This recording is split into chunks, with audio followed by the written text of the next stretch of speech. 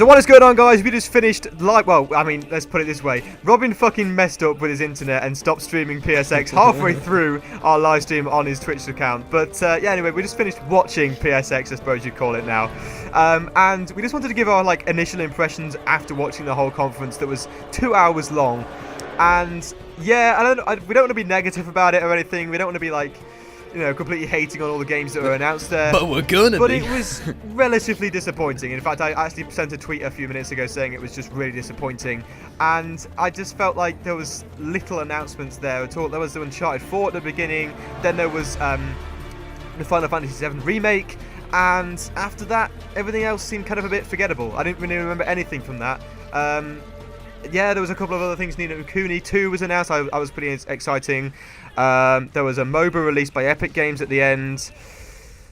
Loads of VR go through stuff. some of the highlights? I mean, just go obviously there was the Uncharted 4 trailer, which was obviously the highlight, the thing that we were most interested in, of course, because and the choices. So there's now choice. Well, I mean, in a way, there's choices, but yeah, I imagine options. That's the most interesting thing. I mean, I imagine there'll be choices, but with limited outcome.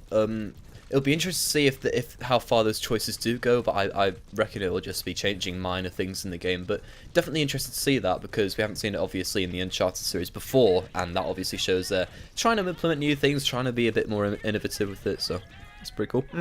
Yeah, I mean, the Uncharted, I thought that was a very, very interesting way to start it. It looks like a very, very, very early cutscene in the game by the looks of it, where Nate obviously meets Sam for the first time, and yeah, I mean, other than that, I'm trying to think of other things. After the Uncharted 4, obviously they had the trailer for the Final Fantasy VII Remake. That was very interesting. That was really interesting to me. For someone who hasn't played any of the Final Fantasy games but always wanted to see that remake of the PS1 game, it was pretty cool. So I'm very interested in playing that, along with Ni no Kuni. Those two JRPGs were especially interesting to me. Yeah, they seemed pretty interesting. Then they went through quite a few indie games. We'll talk about that in a little bit. A lot of indie games. Yeah, we'll talk about that in a little bit. Apart from that, Ratchet & Clank gameplay I found quite interesting. That was pretty interesting. Well, it's kind of generic to Ratchet that. & Clank. It's very similar to what Ratchet & Clank was always like. So. But just good to see some more of it, I guess. They focused a lot more on VR too, which I guess we could talk about after the indies, and then other few big announcements.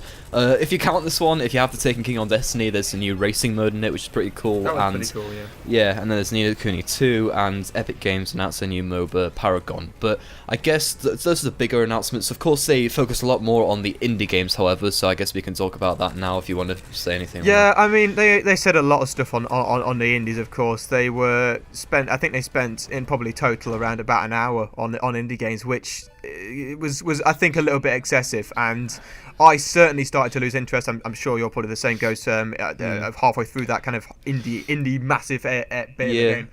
It was just so... It was relentless. It was going on forever. It felt like Gamescom 2014. Yes, I remember that was particularly focused on the indies. I was trying to think of the one where it was like that. It was, I think that was the one, and it did feel a lot like that when they seemed to be continuing the indies.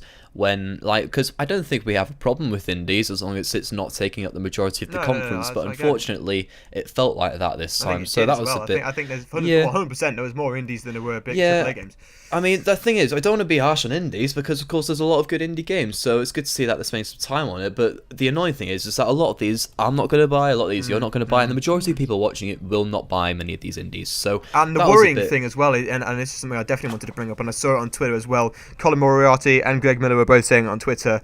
No sign of any first-party studio from Sony at all at their own press conference, at their own massive PlayStation event where it's all about the game, all about the gamers, and there's no mention of first-party studios. Any new ones? Obviously, they had Naughty Dog, and I think that's it. Actually, there was no other first-party studio other than Naughty Dog, and Naughty Dog didn't even make an appearance. They were just like, "Yeah, here's a trailer, lol."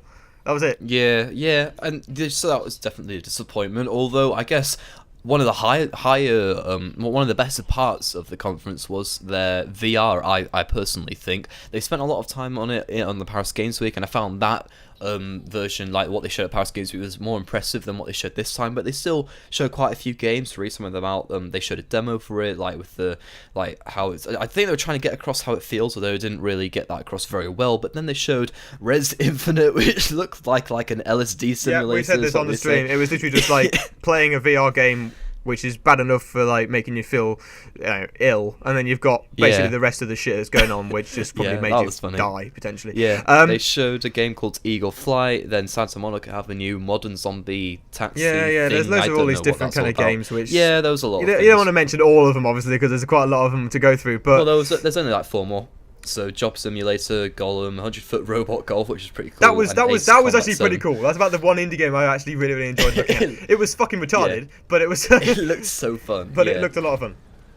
So yeah, I mean, obviously there were other things to talk about, but I mean that's the gist of it, really, isn't it? So overall, what would you give it out of 10? I think I would struggle to give it over a 6, really. I think probably maybe a 5.5 in all honesty. I think Uncharted and Final Fantasy 7 and Ni no Kuni and fucking 100-foot robot golf maybe brought it up, but other than that was a bit. It was quite disappointing. To going into that, I was expecting quite a few announcements from first-party studios, and to get nothing basically is quite disappointing. Yeah, I mean, I would agree with you. I'd give it about 6 out of 10 maybe. And I think especially in comparison to last year's PlayStation Experience event, which was I think the first one, they seem to like. I just have very good memories of that one. I remember there being quite a few big announcements, and this one they seem to be much less ambitious with it, so that's a bit of a shame. But yeah, I mean, it's over and done now. It's the same thing with all conferences. Some are better, some are worse, some more exciting, some are less exciting. With there being such a good E3 this year from both Sony and Microsoft, can we really complain that much about there being one bad press conference? I'm not too disappointed by it, even though there was higher expectations than what we got, but... Anyway, do you want to finish off? Yeah, of course. Again, let us know if you've watched the PSX. I'm sure most of you were watching Robin, of course, or halfway through watching Robin until it crashed. But let us know what your thoughts on the PSX press conference. I don't know what it was really called. It wasn't really a press conference, to be honest. But let us know in the comments, of course. And I don't know how to end videos, of course. So, thank you a lot for watching, everybody. And I hope you'll have a fantastic day. Oh shit. Day.